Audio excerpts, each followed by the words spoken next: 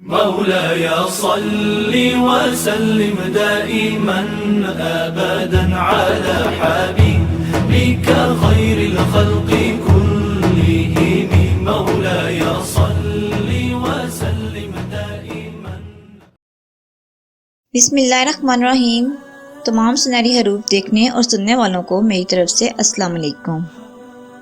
جنگ جمل اور جنگ سفین میں حضرت سیدنا امام حسین رضی اللہ تعالیٰ عنہ اپنے والد ماجد حضرت علی مرتضیٰ رضی اللہ تعالیٰ عنہ کے ہمراہ تشریح تھے. 35 ہجری مطابق 655 میں حضرت علی مرتضیٰ رضی اللہ تعالیٰ عنہ کی عام بیعت ہوئی اور اگلے ہی سال آپ کو بصرہ آنا پڑا. تو حضرت سیدنا امام حسین رضی اللہ تعالیٰ عنہ کوفے کے دارالخلافہ بننے کے بعد مدینہ منورہ سے کوفہ تشریف لائے. جنگ جمل میں میسرہ کی کمان آپ کے سپرد تھی.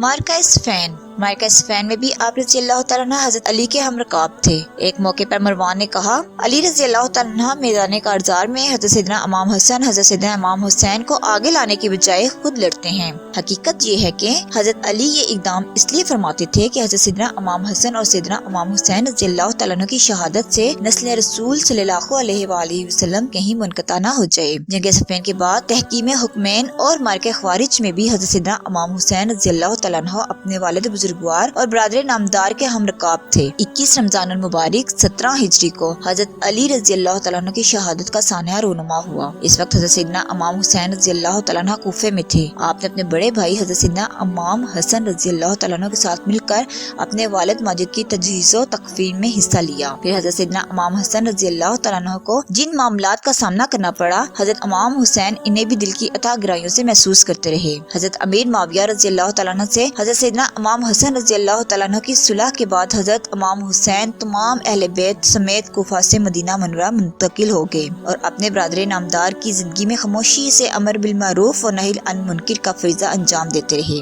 دونوں بھائیوں کے آداب میں یہ بات داخل تھی کہ حضرت سیدنا امام حسین رضی اللہ تعالیٰ عنہ حضرت سیدنا امام حسن کے سامنے اور محمد بن حنفیہ رضی اللہ تعالیٰ عنہ حضرت سیدنا امام حسین رضی اللہ تعالیٰ عنہ کے سامنے ادب و احترام سے بات کرتے تھے اور سیدنا امام حسن اپنے چھوٹے بھائی حضرت سیدنا امام حسین کی تعظیم اس طرح کرتے تھے جیسے حضرت سیدنا امام حسین رضی اللہ تعالیٰ عنہ ان سے بڑے ہوں. اس محبت و عقیدت کے ماحول میں حضرت سیدنا امام حسن کے فرائض انجام دیتے رہے. زائم کے فرائض جبکہ 28 صفر 50 ہجری میں انہوں نے شہادت پائی.